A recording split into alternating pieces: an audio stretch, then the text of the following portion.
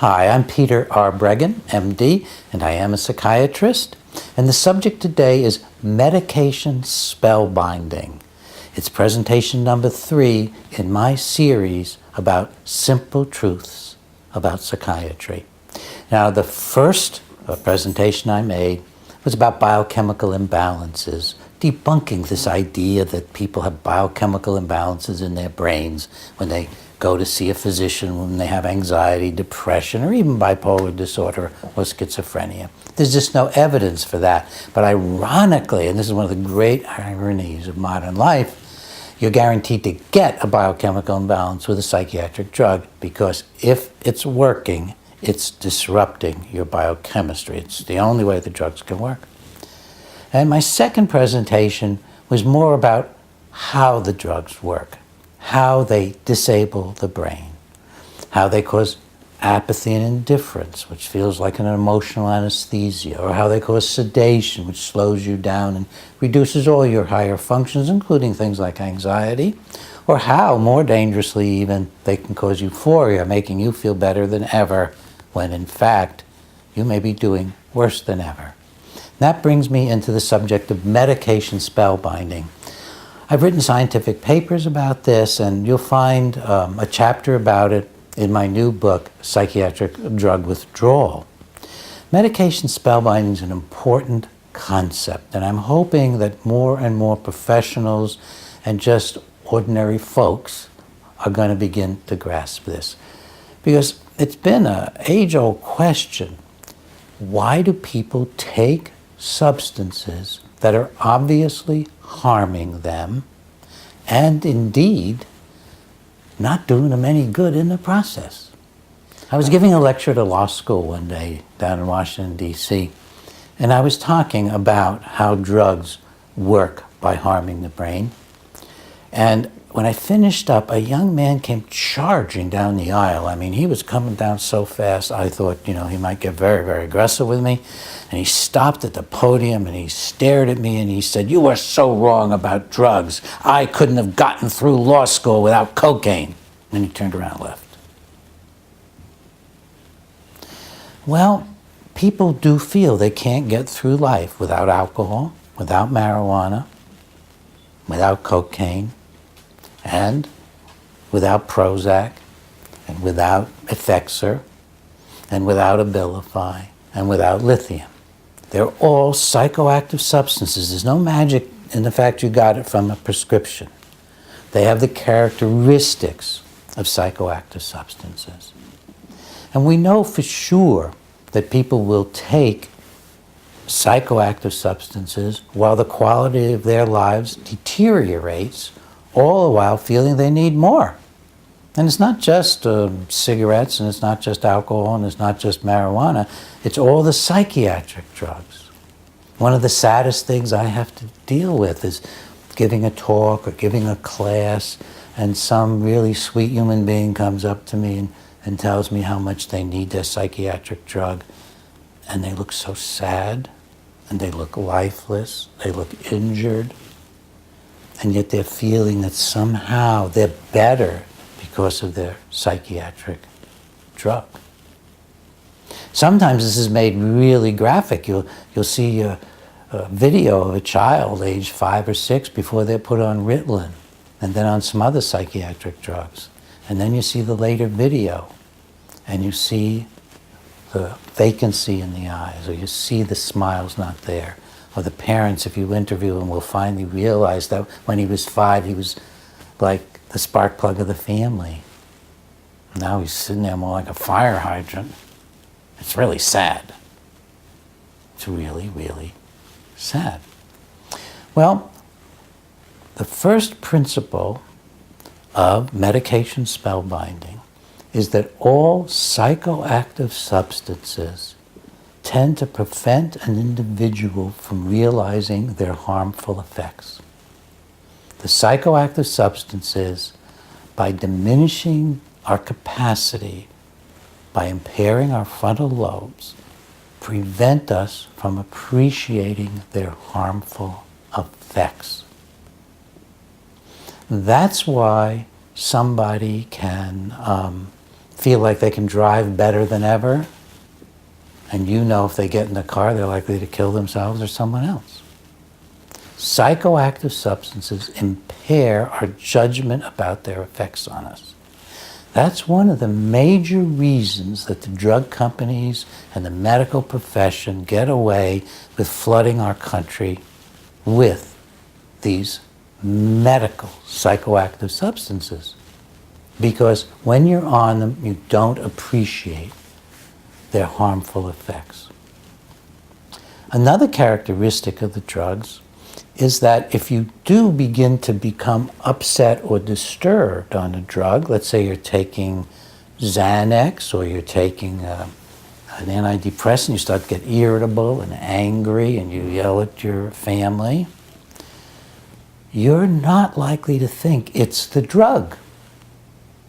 You're likely to think it's my wife or my husband or the kids or the boss or the job.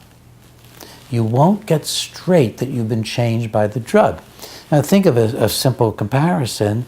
There are people who drink alcohol and come home and are certain that their wives and kids need to be beaten up. Certain they're the cause of all their angst.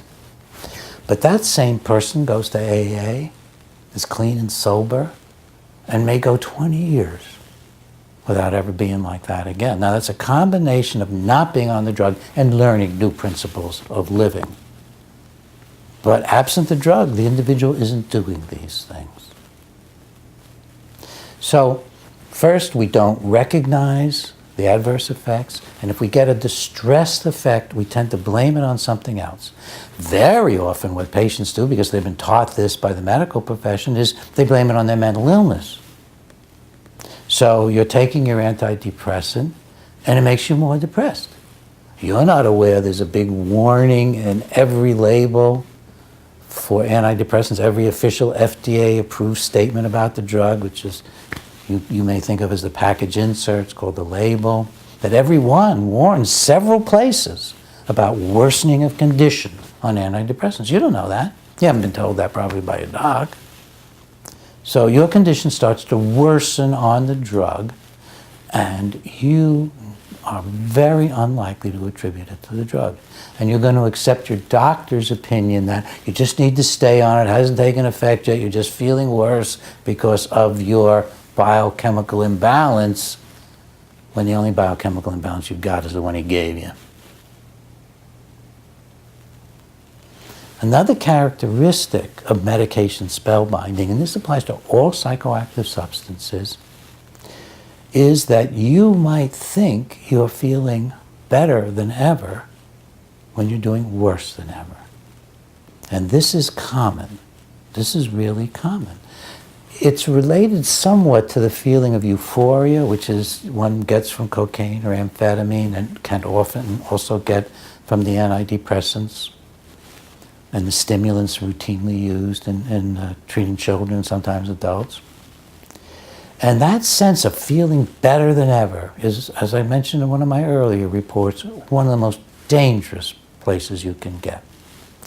In my forensic work, my medical legal work, I have patients who have been high on antidepressants for a year, during which time they've embezzled and stolen and put the money in their own bank account. One person I'm thinking of put it in his own joint bank account with his wife, told people he'd inherited money, told the person responsible for doing the annual audit of his company that he'd gotten rich, and then put online the very data that when he taught the rest of the staff how to use the data, immediately showed he'd been stealing, writing checks to himself.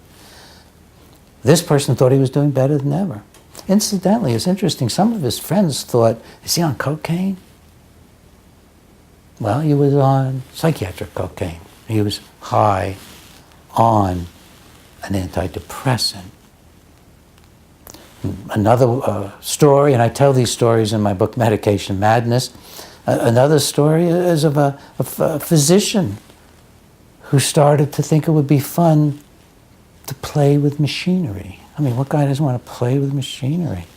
One day his wife looked out the window at 2 in the morning and there was an oil truck sitting in his driveway. Eventually, he had his house surrounded out in the country, but in plain view, with tow trucks and huge trailers and all kinds of equipment that he was gathering and never did anything with and never tried to sell.